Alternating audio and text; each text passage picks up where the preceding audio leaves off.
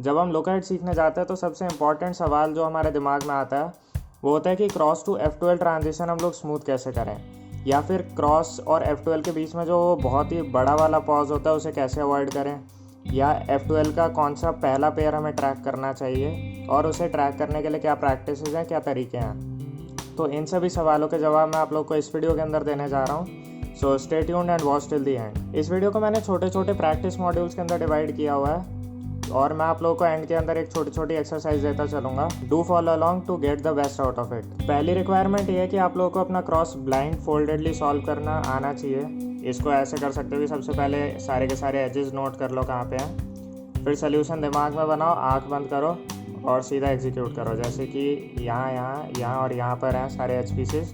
तो R2 से blue insert हो जाएगा, Q2 और फिर F, L और F से ऑरेंज और ग्रीन पीस सॉल्व हो जाएंगे। अब मेरी आंखें बंद हैं, क्रॉस रेडी। पहली प्रैक्टिस ये है कि आप लोगों को 5 ब्लाइंड फोल्डेड क्रॉस प्रैक्टिस करना है, और अगर आपने एक भी बार ब्लंडर किया then go ahead and start with 0 again. Alright, तो पहली एक्सरसाइज के बाद में हमारी मेंटल पावर एटलीस्ट इतनी बिल्ड हो जानी चाहिए कि हम लोग अपना क्रॉस मेंटली फिगर आउट कर सकें और हमें उसे फिजिकली एग्जीक्यूट करने की ज़रूरत ना पड़े। तो अब पेयर ट्रैक करने के लिए हम लोग सबसे पहले उस लेयर्स का नोट लेंगे जो कि सबसे कम मूव हो रही है हमारे सोल्यूशन के अंदर क्रॉस के। तो फॉर एग्जांपल वाइट पे क्रॉस के लिए हमारे एच पीसेस यहाँ यहाँ यहाँ और यहाँ पर है। तो सोल्यूशन बहुत सिंपल है, ब्लू को ग्रीन के साथ में अलाइन करके ऑरेंज इंसर्ट, उसके बाद ग्रीन और रेड को साथ में इंसर्ट कर सकते हैं। एक बार मैं एग्जीक्यूट करके दिखा रहा हूँ आप लोगों को बस। B2।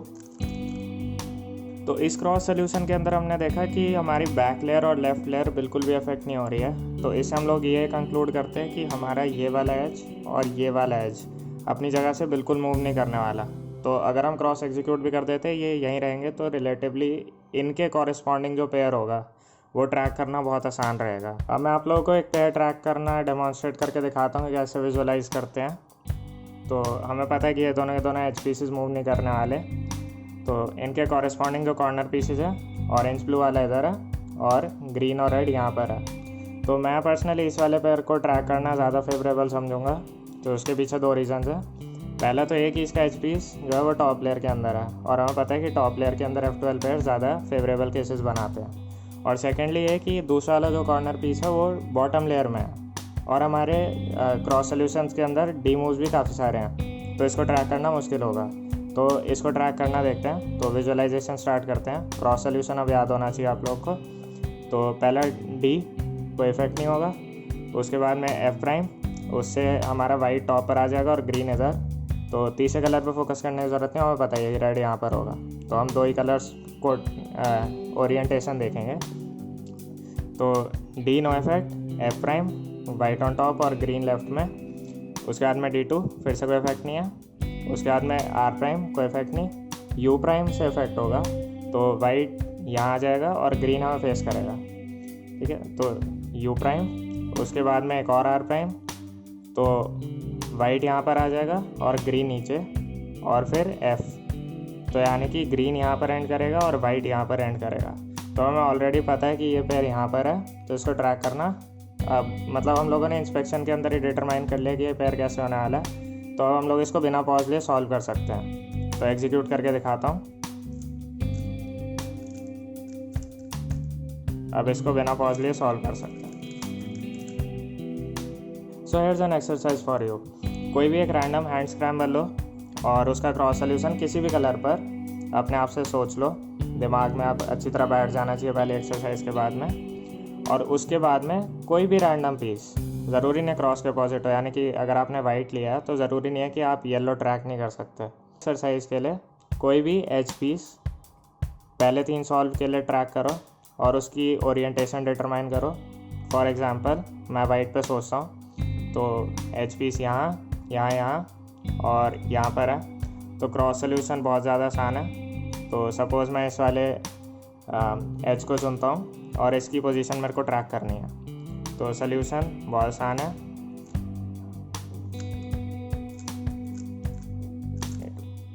तो आप लोग इसकी पोजीशन और ओरिएंटेशन क्रॉस सॉल्व करने से पहले फिगर आउट करेंगे, पहले 3 सॉल्व के लिए।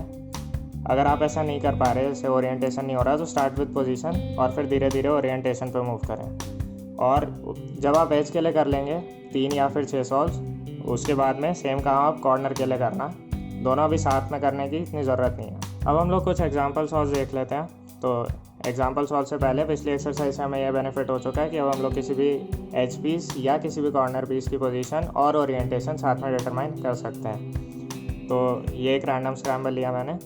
अब क्रॉस सोल्यूशन फिगर आउट करते हैं। एज पीसेस सबसे लोकेट करेंगे यहाँ, यहाँ, यहाँ और यहाँ। तो बहुत ही आसान है। सबसे पहले हम लोग डी से हम लोग रेड को अलाइन कर सकते हैं, उसके बाद में एल प्राइम से ग्रीन, फिर ब्लू को राइट में ले आकर के यानी कि यू मूव, और फिर अपना स्टैंडर्ड इंसर्शन जो ये केस बनता है। तो ये हम लोग करते हैं। तो अब कोई पेयर देखते हैं जो ट्रैक करना आसान हो। इस केस के अंदर कोई बहुत ज़्यादा आसान पेयर तो दिखाई दे नहीं रहा, तो इससे स्टार्ट कर लेते हैं। ऐसे ही रैंडमली मैंने चूज़ कर लिया, आप भी कोई भी कर सकते हो। तो स्टार्ट एज से करते हैं ट्रैक करने से। तो पहली मूव डी है ताकि हम रेड अलाइन कर सकें। तो डी से क्या होगा कि ये वाला पेयर, ये वाला जो एज पीस है वो ग्रीन के नीचे आ जाएगा। और क्योंकि एज के अंदर से 2 कलर होते हैं तो हम लोग खाली एक ट्रैक करेंगे कि कहाँ जा रहा है, और दूसरा तो हमें डेफिनेटली पता ही चल जाएगा। तो सपोज़ रेड ले लेते हैं। तो जब हम लोग डी करेंगे तो रेड ग्रीन सेंटर के नीचे आ जाएगा यहाँ पे। उसके बाद में एल प्राइम से यहाँ पर आ जाएगा रेड, ठीक है। उसके बाद में फिर यू से कोई इफेक्ट नहीं होगा, आर प्राइम कोई इफेक्ट नहीं, यू प्राइम से भी कोई इफेक्ट नहीं हो रहा। फिर एक और आर प्राइम जो ब्लू को फाइनली इंसर्ट कर देगा, उससे भी कोई इफेक्ट नहीं पड़ रहा।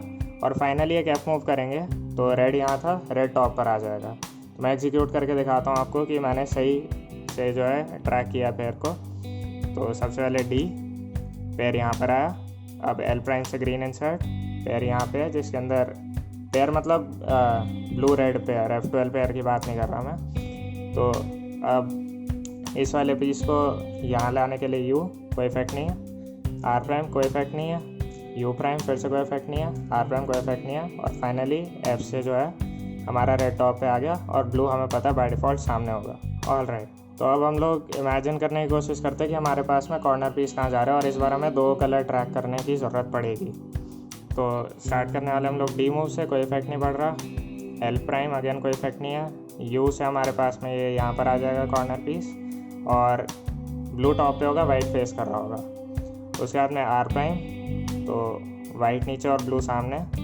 फिर यू प्राइम कोई इफेक्ट नहीं, फिर एक और आर प्राइम, तो काइंड ऑफ इस पर R2 जैसा इफेक्ट होगा यहाँ पर आने के बाद में। और उसके बाद में फाइनली एक एफ मूव, उससे कोई फ़र्क नहीं पड़ेगा। तो ये वाला कॉर्नर यहाँ पे एंड करने वाला है।